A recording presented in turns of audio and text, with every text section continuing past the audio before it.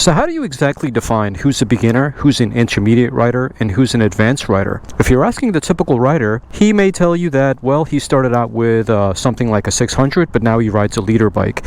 So I guess you can consider him a intermediate rider, or perhaps advanced, because that's an advanced motorcycle. I don't think that's the right answer. These motorcycles are like a drug. The 50cc, the 125s, the 400s, they're just gateway drugs. What it does to your brain is it makes you crave more and more power. That's why a lot of people comment in my videos, oh, I don't want a 400 because it's a waste of money. No, it's not. The reason why it's a waste of money is because you fed your brain with too much stimulus. You're already at the point of addiction where things that are in the 300-400 class range no longer stimulate you the same way a 600 or leader class bike would.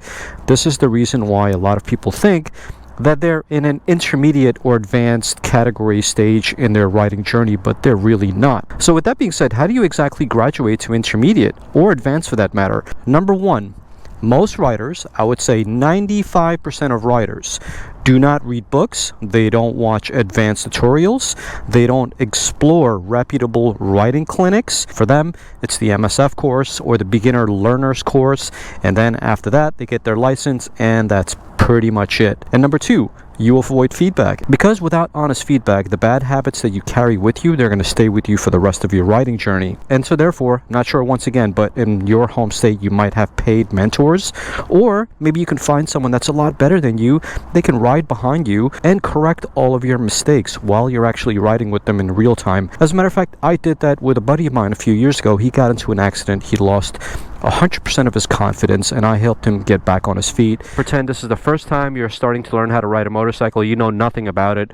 If I say something to you that you're familiar with already, don't disregard it like, oh, I know that already. Just do it anyways, because it's repetition, and repetition will help you develop habits, right? Keep looking at me. Keep looking at me. Exactly. Keep looking at me. That's creepy, bro, but keep looking at me. God, stop staring at me. I'm getting dizzy.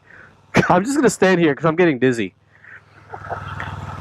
Make the circle smaller and smaller as you can, as comfortable as you can be. And as a matter of fact, within a couple of days, he gained all of his mojo back. So in situations like that, we actually need someone to help us out. Now, I'm not talking about group rides. That's a totally different thing. By going out to the canyons with 15 people, that's way different. So I'm not advocating that at all. And this is a great segue for number three. Number three is, you don't practice the fundamentals consistently. Even pros to this day continuously practice slow speed drills, emergency stops, and practice regularly. As a matter of fact, if you take a look at the MotoGP guys, when they're in their off periods, they're going to small go-kart tracks. They're always practicing and refining their skills. But you're doing something far more dangerous than they are. You're riding in these streets where there are intersections, where there are cars. Most regular riders don't really practice at all. They just get their license and then they go out to the canyons to do knee down and things like that and look good for the camera. Number four, you let ego or fear drive your riding style. As an example, ego says, I'm already good, but fear says, I can't push myself.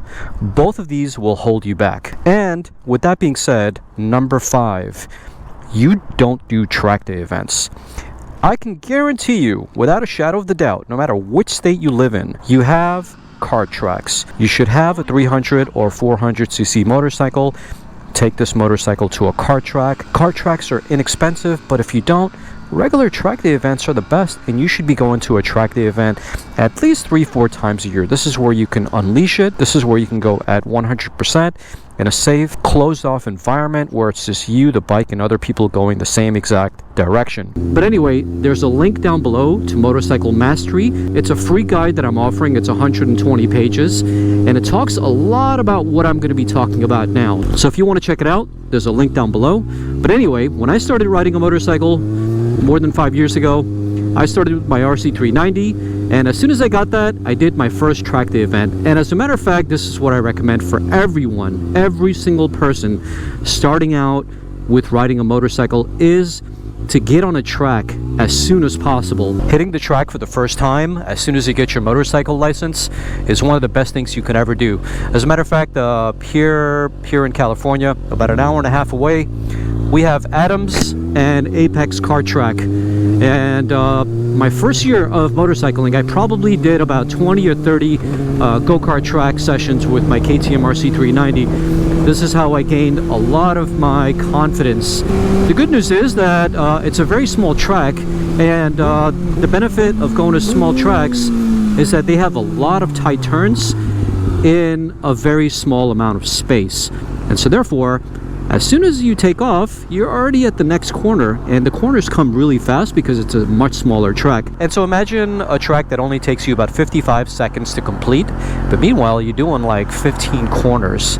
You learn cornering, you learn braking, you learn smooth throttle control, you learn your friction zone, you learn body positioning in such a short amount of time versus getting out on the street like where I am right now. There's no corners, lots of streets, and if you do go somewhere like the canyons here in California, the corners, it's not like they're for hours at a time. They might be for like 10 minutes worth of corners, and then after that you're gonna have to do a U-turn and come back around. So you're pretty much treating the streets as a racetrack. But meanwhile, these dedicated racetracks are one of the best learning grounds, and I don't think a lot of people are taking advantage of it. Now, going back to what I was talking about in the parking lot over there before we actually got on the bike and started riding, was find a mentor to ride with.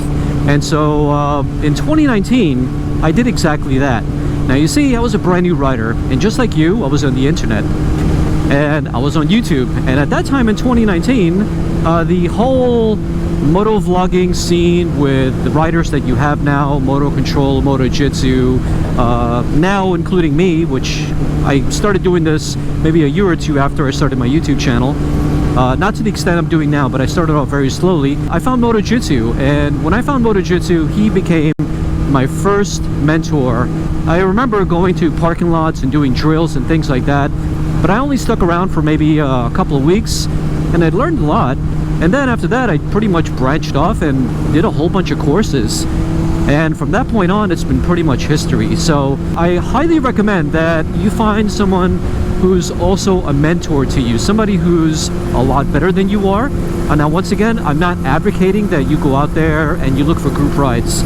What I'm advocating is to find someone respected, find someone who you look up to, find someone who knows what they're doing and really gives a shit about the riding community, about becoming a better rider. Look for someone who's older, more mature, and sometimes, you know, looking for someone who wants to make you a better rider in person might be a difficult thing. In that situation, I would recommend a virtual mentor. Virtual mentors are anyone who you might idolize, or you might find something that you like about them. These online mentors could be someone like myself who teaches these things and really gets a high out of it. Like, quite honestly, I could care less if YouTube pays me or not. I really love teaching people. I want better riders on the road, and I deeply care about my subscribers and the people who visit my channel to watch these kind of videos, because it shows that they want to be safe on the road.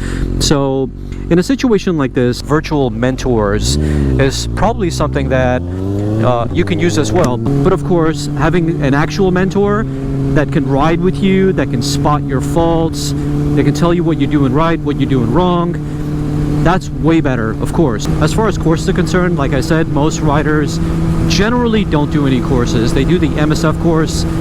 In Europe in particular, courses are very expensive. Not only that, but the learner's course takes a long time. Then they're limited to what kind of bikes they can ride, specifically limiting them based on their age.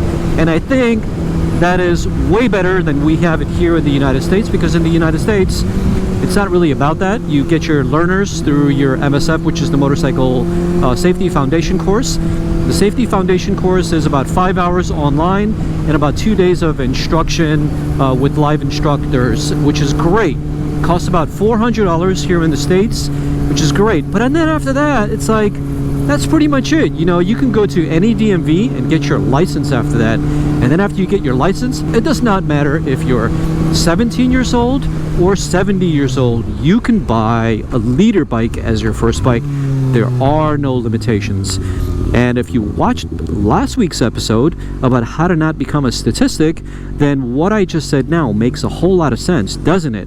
And so what I want you to do is to watch last week's episode and then go down to the comments and read some of the comments. A lot of people just want the motorcycle I'm riding right now.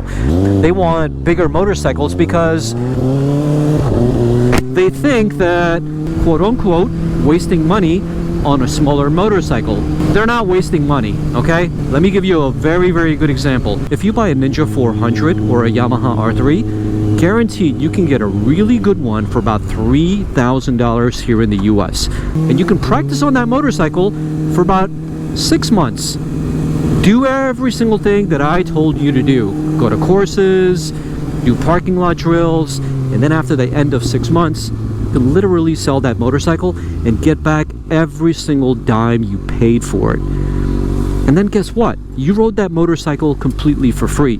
And now, not only have you gained the respect of your family because now they trust you, they know that you're not going to be a squid and someone who's going to ride reckless because you actually took the time to buy a motorcycle that was meant for people who were just starting out. And number two, you practice with it. You showed them that you're going to parking lots and practicing and doing drills and doing additional learner courses here and there. And you know what? Now that you've gained their respect and proved to yourself that you're someone who is a lifelong learner, then you could potentially buy a motorcycle that is commensurate your experience level. And at that time, it makes complete sense, and you've deserved it. But I would say 99% of people don't really go that route. I think females do, but not men. Men, you know, we have about 12 times more testosterone than females do, and I think we have a lot more ego than they do as well. It's very natural for a woman to be afraid of motorcycles, but it's not very natural for a man to want to admit that he's afraid of motorcycles. Men with their hairy chests, oh, I can handle that, that's nothing, man, oh, I can do it, no problem. And then boom, they become a statistic. Bad idea, guys, bad idea. No matter if you're a female or a male, buy whatever that's commensurate to your experience level and your knowledge, okay? And if you do that, you shouldn't have any issues. Now, where am I going? This road is closed. Okay. By the way, if you find this video at all helpful, like the video and please subscribe to the channel. I would really appreciate it. This year, the goal is to grow the channel out to 60,000 subscribers, and we're gonna get there, my boys. We will get there. But anyway, the best investment you can make is not on a motorcycle. As we all know, motorcycles are not investments, my friends. Instead, you are the investment.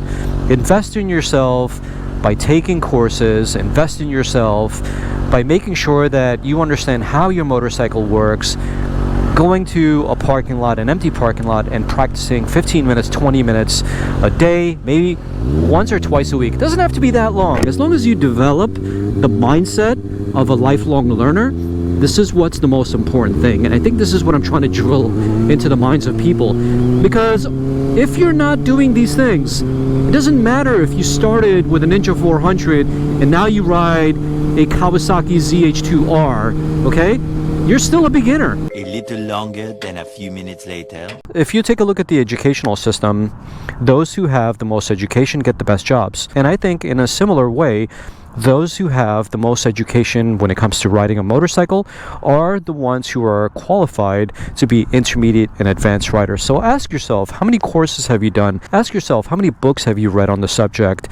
Ask yourself, how often do you practice your motorcycle in a parking lot type situation? And I'm not asking you to become a cone monkey and, you know, practice gymkhana skills 4 times a week like other instructors or YouTubers teach. I'm not saying that. All I'm saying is once in a while, making sure that you're refining your skills and becoming a better rider. But anyway, if you found this video helpful and useful, please give this video a like and also subscribe to the channel. And don't forget, my motorcycle mastery guide is down below. Go check it out, and I'll see you guys on the next episode. Peace.